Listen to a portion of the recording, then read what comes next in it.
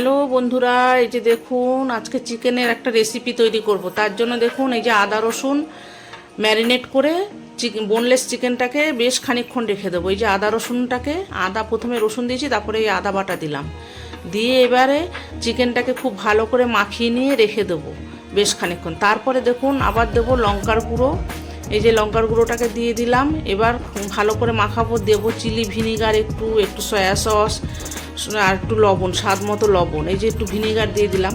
সমস্ত কিছু দিয়ে খুব ভালো করে মাখিয়ে নিয়ে ম্যারিনেট করে খানিকক্ষণ রেখে দেবো। সঙ্গে আবার একটু দেবো চিকেন কারি মশলা। চিকেন কারি মশলা থাকলে দেবেন, না থাকলে গরম মশলা দিয়ে দেবেন, না দিলে কোনো অসুবিধা নেই। এবার দেখুন এই যে নুন দিয়ে খুব ভালো করে মাখিয়ে নিয়ে ম্যারিনেট করে বেশ খানিকক্ষণ রেখে দেবো। চিকেনটা যত ভালো নরম হবে, যত মাখানো ভালো হবে, বেশ অনেকক্ষণ ধরে একটু ম্যারিনেট করে রাখলে তত টেস্টি হবে, খেতে দারুণ হবে। এইভাবে করে আপনারা বিয়েবাড়ির স্টাইলে এইরকম ঘরোয়াভাবে চিকেন স্যাটে নিজেরাই বানিয়ে করে খেতে পারবেন। সবসময় একঘেয়ে চিকেনের এটা ওটা খেতে ভালো লাগে না, একটু চিকেন স্যাটে একটু স্বাদ বদল করা হলো সন্ধ্যাবেলা একটু স্ন্যাক্স হিসাবে। এই যে দেখুন কীভাবে গাঁথবেন কাঠিতে। এই কাঠিগুলো অনলাইনে কিনতে পাওয়া যায়। এই যে ক্যাপসিকাম, পেঁয়াজ, চিকেন সমস্ত কিছু সুন্দর করে সাজিয়ে এখানে আপনারা red bell pepper, yellow bell pepper দিতে পারেন। আমি যেহেতু আমার ছেলে খায় না, খুব একটা পছন্দ করে না ক্যাপসিকাম, ওই জন্য গ্রিন ক্যাপসিকাম দিলাম, পেঁয়াজ দিয়েছি, আর এই যে ম্যারিনেট করা বোনলেস চিকেনটাকে কাঠির ভেতরে গিঁথে দিয়েছি। দিয়ে এবার সুন্দর করে কাঠিগুলোকে সাজিয়ে নেবো। এই কাঠিগুলো অনলাইনে কিনতে পাওয়া যায়, আমি অনলাইনে কিনেছি কাঠিগুলো। এই যে দেখুন পেঁয়াজ কাঠিতে এইরকম করে আপনারা গিঁথে নেবেন। এরকম red bell pepper, yellow bell pepper, green capsicum বা টমেটো দিয়েও করতে পারেন আপনারা, কোনো অসুবিধা নেই। আমি এখানে শুধু ক্যাপসিকাম দিয়েছি, পেঁয়াজ দিয়েছি আর চিকেন দিয়েছি।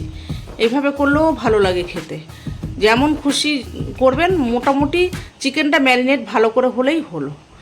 নমস্কার বন্ধুরা, আমি অনিমা, আমার ফুড কালচারের চ্যানেল থেকে আপনাদের সবাইকে স্বাগত। আপনারা সবাই আমার চ্যানেলটির সঙ্গে থাকবেন, সাবস্ক্রাইব করবেন, লাইক করবেন, প্রচুর শেয়ার করবেন, আর নিত্য নতুন এইরকম ভিডিও পেতে আমাকে সাহায্য করবেন। আপনারা যদি আমাকে সাহায্য করেন তাহলে আমিও আগ্রহী হই।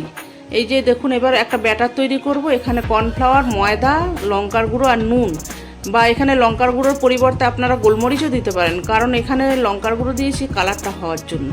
এবার খুব ভালো করে ফেটিয়ে নিতে হবে। দেখুন কনসিস্টেন্সিটা ঠিক এইরকম রাখতে হবে, এরকম না রাখলে ওটাকে মাখিয়ে নিয়ে আবার ভাজতে হবে। তো কাঠিগুলোকে এখানে একটু চিলি ফ্লেক্স দিয়ে দিয়েছি।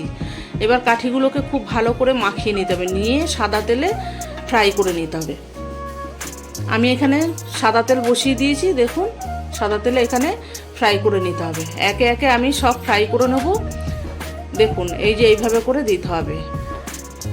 আমার চ্যানেলটির সঙ্গে থাকবেন আপনারা। গ্রাম বাংলার রান্না বান্না, সমস্ত দেশ বিদেশের রান্না বান্না সমস্ত কিছুই দেখাবো আপনাদের এই চ্যানেলে। আমার বাগান বাড়ি, আমি সঙ্গে থাকলে, এখন বর্ষাকাল তাই আমি ঘরে রান্না করি। যখন আবার শীত পড়বে দেখবেন আমি কাঠের জালে রান্না করব। বাইরের প্রাকৃতিক পরিবেশটা অপূর্ব সুন্দর হয়। দেখুন এই যে কাঠিগুলো প্রায় ভাজা হয়ে এসছে। ওই 3টে ভাজা হয়ে গেছে, আবার ফের যেগুলো ছিল সেগুলোকে দিয়েছি, দিয়ে এইভাবে করে আমি ভেজে নিচ্ছি। আর দেখুন এটাকে আর একটু স্বাদ বাড়ানোর জন্য এখানে একটু রসুন কুচি, পেঁয়াজ কুচি আর কাঁচা লঙ্কা কুচি করে রেখেছিলাম, সেটাকে একটু ভেজে নিচ্ছি। ভেজে নিয়ে দেখুন এই যে এখানে একটু ভেজে নিয়ে তারপর এখানে একটু নুন দিয়ে দেবো, দিয়ে একটু সয়া সস দেবো, একটু ভিনিগার দেবো, দিয়ে একটু স্বাদটাকে সুন্দর করার জন্য একটু টমেটোকে চাপ দেবো। সমস্ত কিছু দিয়ে এই যে দেখুন একটু সয়া সস দিলাম, একটু টমেটোকে চাপ দিলাম, আর দেবো একটু চিলি ভিনিগার। সমস্ত কিছু দিয়ে আবার ভালো করে মাখিয়ে নিয়ে এটাকে ভালো করে একটু নাড়াচাড়া করব। নাড়াচাড়া করে ভাজাভাজি করে নিয়ে এর উপরে স্যাটেগুলোকে আবার দিয়ে দেবো। দিলে কি হবে, আরও টেস্টি হবে। ওটাও ওইভাবেও খাওয়া যায়, কিন্তু এইভাবে করে নিলে একদম সুন্দর। একটু কর্নফ্লাওয়ার গুঁড়া দিয়ে দিলাম একসঙ্গে করে, দিয়ে ভালো করে মিশিয়ে নিয়ে এবার স্যাটেগুলোকে দিয়ে একটু মাখিয়ে নেবো। এর সাথে মাখিয়ে নিয়ে রেডি করে নিয়ে তারপরে নামাবো। নামিয়ে নিয়ে ওপর থেকে একটু ধনেপাতা বা একটু তিল, সাদা তিল, আমি এখান থেকে একটু সাদা তিল দিয়ে দিচ্ছি। আমি এখানে ধনেপাতা দিইনি, এখানে আমি একটু সাদা তিল ওপর থেকে ছড়িয়ে দিলাম। অপূর্ব খেতে হয় বন্ধুরা, এইভাবে করে আপনারা খাবেন। দেখুন সন্ধ্যাবেলা স্ন্যাক্স হিসাবে জমে যাবে। বা আত্মীয় স্বজন অতিথি আপ্যায়ন করতেও পারবেন। এইভাবে করে চিকেন স্যাটে আপনারা রেডি করবেন। তাহলে আমার চ্যানেল